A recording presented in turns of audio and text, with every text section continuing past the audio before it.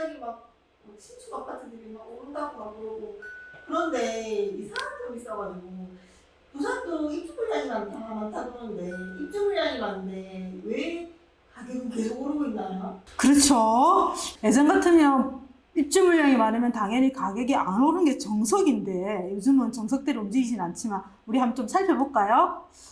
일단 지금 제가 보이는 화면은 전국의 입주 물량입니다. 입주 물량인데 작년 19년부터 2020년도까지 입주 물량이 적정 수요량보다 많을 경우에는 빨간색으로 표기가 됩니다. 빨간색으로 표기가 되는데 빨간색으로 표기되는 지역이 어딘가요? 보면 지금 보신 것처럼 인천, 경기, 세종, 그리고 광주, 부산 이런 지역들이 적정 수요량보다 물량이 많게는 한 4, 5배, 뭐 작게는 3배 정도 이렇게 물량이 많은 지역들이에요. 많은 지역들인데 이 지역들이 우리가 아파트 가격이 안 올랐을까요? 한번 살펴볼까요?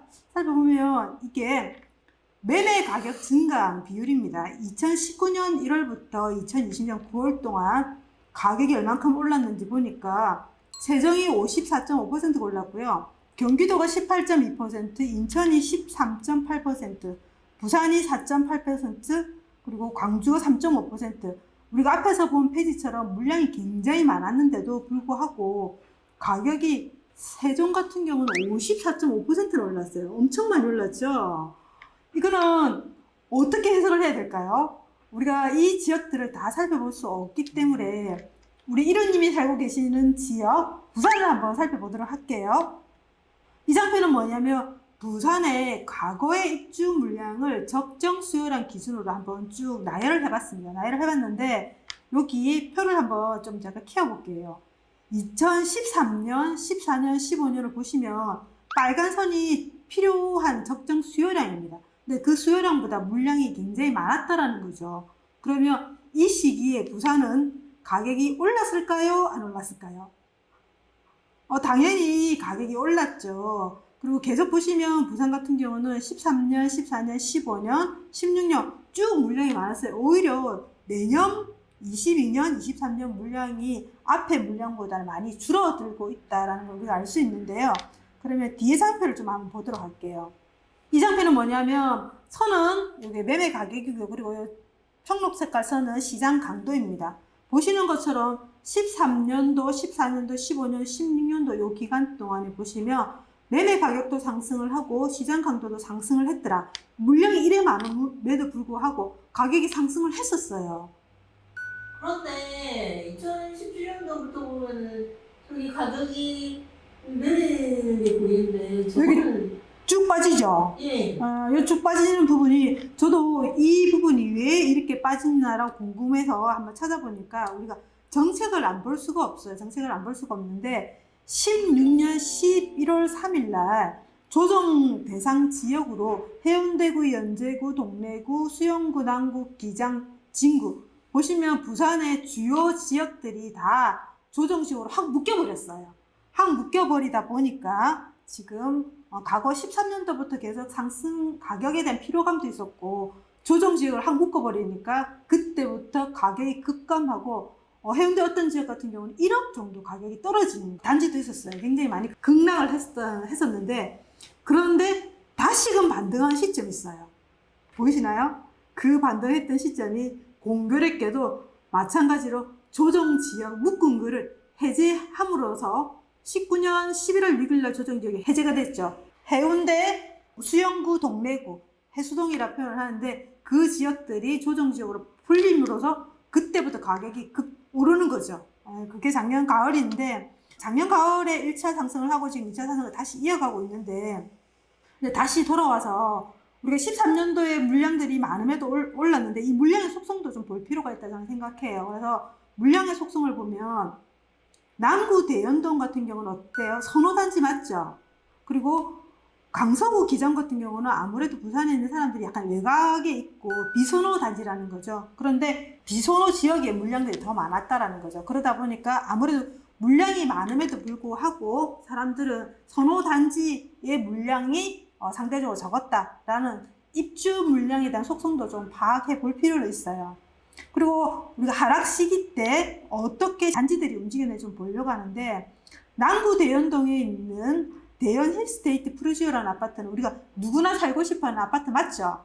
그런데 이 아파트를 보시면 하락 시기 때 가격이 그렇게 많이 하락하지 않았어요. 보시면 제가 하방 경직성이 있다라 표현했는데 거의 보합 상태에 이루어졌잖아요. 그죠? 그런데 우리가 작년 11월 6일 날 규제지역이 풀리고 나서 어떻게 됐어요? 매매 가격은 뭐 계단 상승하듯이 쭉쭉쭉 올라가서 굉장히 짧은 시간에 많이 급등을 했습니다. 급등을 했는데 반면에 비선호 지역인 강서구에 있는 아파트 한번 볼게요. 명지 두산 이브 포세이돈이라는 아파트인데 이 아파트 같은 경우는 하락 시기부터 지금 가격이 쭉 떨어져서 계속 지금 반등을 못하고 있어요. 오히려 힐스테이트 같은 경우는 굉장히 가파르게 우상향을 하고 있는데 비선호 지역인 명지 두산 이브 같은 경우는 안 움직였다라는 거죠. 그래서 지금은 유동성 장세에서 초양극화, 그래서 선호하는 지역의 선호 단지로만 지금 상승을 이어가는 거지, 전체 지역이 우리 수급장 같은 경우는 전체 지역이 다 움직였거든요. 근데 그렇지 않다라는 것을 조금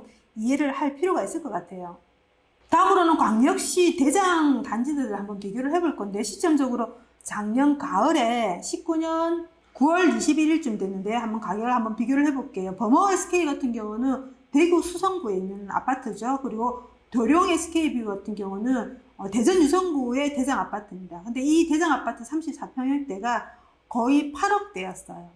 그런데 인천에 있는 송도 더샵이라든지 부산의 해운대 자이 2차 같은 경우는 6억대입니다. 상대적으로 광역시급 대장들도 비교를 해봤을 때 가격이 어때요? 싸나요, 비싸나요?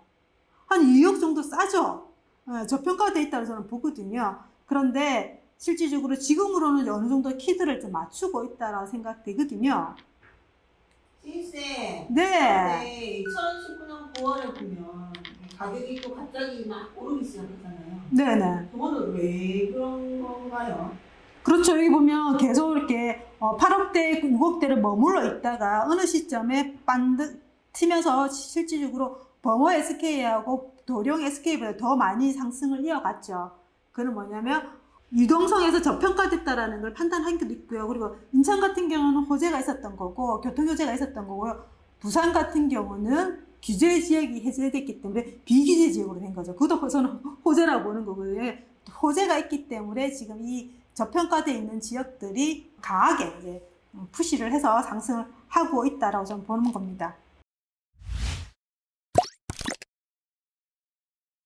다음 상표 한번 볼게요. 이거는 뭐냐면 부산의 주요 지역의 상승률, 지금은 제가 앞에서 선호 지역과 비선호 지역 두 개의 단지를 비교해 봐드렸는데, 그렇듯이 부산의 전체 지역의 전체 단지가 움직이는 게 아니에요.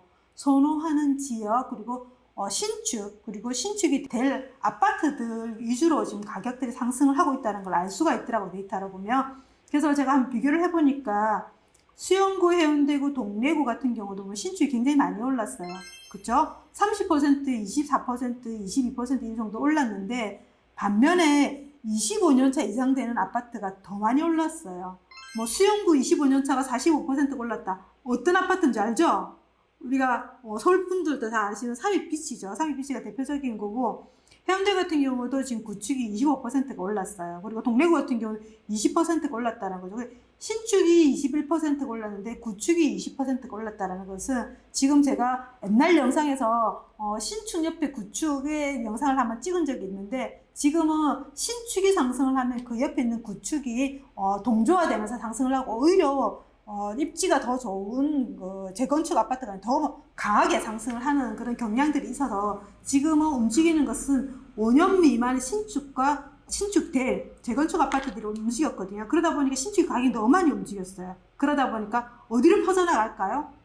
당연히 신축 바로 위에 있는 5년에서 10년차 아파트들이 움직인다는 거죠. 그래서 수영구 같은 경우는 보시면 5년 미만이 30% 올랐고, 퍼져나가면서 5년에서 10년차, 그리고 10년에서 15년차 이렇게 퍼져나가고 있는 게 점진적으로 이렇게 쭉 가고 있다는 게 보이는 거죠. 해운대구도 마찬가지입니다. 해운대구도 쭉 이렇게 지금 점점점 퍼져나갔고, 해운대 같은 경우는 10년에서 15년차, 이게 어떤 면적이냐면 자동에 있는 신도시의 아파트들이겠죠. 그 아파트들이 지금 최근에 많이 좀 움직이고 있고, 반면에 지금 남구 같은 경우도 지금 준축인 아파트가 한 27%, 신축도 29% 이런 식으로 움직여서 지금은 요 포지션에 있는 아파트들이 좀 덜 움직였다라는 거죠. 그래서 최근에 보니까 이제 요 10년에서 15년 차 입지 좋은 애들이 좀 움직이고 있는 듯 그런 양상들을 좀 보이고 있더라고요. 그래서 지금은 작년에는 좋은 것들이 움직였고, 지금 이제 올 상반기 때는 좀 싼, 예를 들면 1억 미만 이런 것들이 많이 움직였고, 지금은 이제 입지 좋은 한 중축 정도를 좀 움직이고 있다라고 좀 볼 수 있더라고요.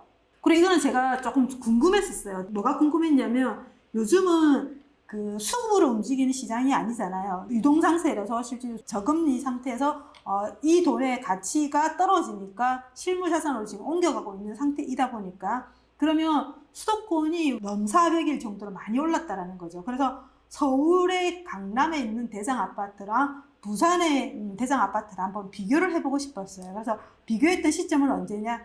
17년 3월에 한번 비교를 해봤는데요. 제가 조금 확대를 해볼게요. 보시면 17년 3월에 정남 자이가 18억 2천 정도 했었어요. 그런데 부산에 있는 남천동의 남천 코롱 하늘채가 6억대 정도였습니다. 근데 비율적으로 제가 따져보니까 대략 33% 정도가 됐었어요. 제가 밑에 거도 한번 확대를 해볼게요. 이 보시는 것처럼 이렇게 해놨습니다. 강남에 있는 정남자의 36평형대가 18억대를 했다는 거죠. 그래서 얘를 100을 기준으로 둘게요. 100을 기준으로 두면서, 그리고 송파, 잠실, 파크리온 32평형대가 10억대, 60% 정도 되고요. 그리고 수영구에 있는 남천 코롱 하늘채 34평형대가 33%, 6억 정도였다는 거죠. 지금 생각하면 너무 싸요. 지금 10억대 넘죠? 너무 싸고. 그리고 해운대구에 있는 더샵 센트럴파크 1차 33평형대가 지금 6억대, 6억 2천 정도 했으니까, 대략 서울 강남에 있는 아파트 기준으로 봤을 때 부산의 대장들이 한 33%, 34% 정도였다라는 거죠. 그런데 부산 같은 경우는 그 뒤로 규제가 묶임으로써 가격 상승을 많이 못했죠. 최근이 조금 움직였는데, 그러다 보니까 최근 가격을 한번 비교를 해보고 싶었어요. 그래서 최근에 정남 사이 아파트 가격이 보니까 30억대더라고요. 30억대. 그럼 얘를 100을 기준으로 잡았을 때 부산에 있는 아파트 코롱 하늘채가 얼마 됩니까? 지금 7억대. 지금 조금 더 올랐는데 23%이고, 그리고 센텀 덜샤 같은 경우 8억 5천, 27%라는 거죠. 그러면 우리가 타임머신을 타고 돌아가서 17년도의 가격하고 지금 가격을 비교해보면 상대적으로 서울은 굉장히 많이 올랐고 부산의 아파트는 상대적으로 저평가됐다, 이렇게 좀 알 수 있다는 좀 생각이 좀 들어요. 그래서 지금 조금 현금 있으신 분들 같은 경우는 부산 아파트가 좀 싸다라고 상대적으로 생각하지 않을까라는 생각이 좀 들고요. 마지막으로 우리가 일반적으로 상승 요인과 하락 요인을 좀 살펴볼 건데요. 상승 요인은 기본적으로 우리가 수요 공급이겠죠, 그죠? 당연히 공급 물량이 부족하면 가격은 오를 겁니다. 그리고 두 번째로는 투자 심리. 지금 가격이 오를 거다라는 심리가 있으면 물건들을 살 거예요. 그래서 그 투자 심리가 좀 증가돼야 될 거고, 그 다음에 정부 정책인 거죠. 왜 그러냐면 지금 정부에서 집을 사지 못하게끔 지역들을 묶어놓는 지역들이 많았어요. 규제 지역들이 많은 거죠. 그런데 부산 같은 경우 작년에 묶어진 지역들이 풀림으로써 전체 부산 지역들이 비규제 지역이라는 거죠. 그러다 상대적으로 좀 더 편해지고, 상대적으로 그러다 보니까 좀 풍선 효과로 많은 분들이 지금 외지인 투자들 비율도 조금 올라갔거든요. 그래서 그분들이 내려오시고, 그 다음에 지금 물량이 많긴 하지만 단기적으로 입주 공백기가 있어요. 입주 공백기가 있다 보니까 지금 전세가 좀 많이 올라가거든요. 귀하잖아요. 그러다 보니까 우리가 상승 요인 5가지 중에 좀 저는 부산이 4가지가 적용이 된다라고 생각이 들고요. 그리고 하락 요인 보면 이제 기본적으로 물량이 많을 때, 그리고 미분양도 많이 산재되어 있을 때, 그리고 금리가 인상하고, 그리고 불안한 경제 상황, 그리고 투자 심리가 위축되고, 이런 상황들이 오면 당연히 부동산 가격은 떨어질 거예요. 떨어질 건데, 지금은 상승 요인의 포지션에 항목들이 더 많다라는 거죠. 그래서 부산 같은 경우는 규제 지역이 풀리고 나서 일제 상승을 하고, 그리고 지금 강력하게 규제를 하다 보니까 비규제 지역으로서 풍선 효과적인 부분도 좀 있고, 그리고 입주 공백기, 그래서 전세가 지금 상승을 한다, 이렇게 저는 이해를 하고 있거든요. 어떻게 질문에 좀 도움이 되셨나요? 네, 딱 이해하기 쉽게 설명을 잘 해주신 것 같아요. 다음에 마지막 네, 추가. 네. 그러면 부산이 초등지역이 될까요? 지금 이 상태로 계속 간다면 저는 조정 지역도 될 확률이 51%라 생각합니다. 그래서 사시는 분들도 조금은 이제 조절해 가면서 사셔야 될 필요가 있지 않겠나 생각이 들고요. 다음에도 궁금한 내용이 있으면 언제든지 물어주세요. 네.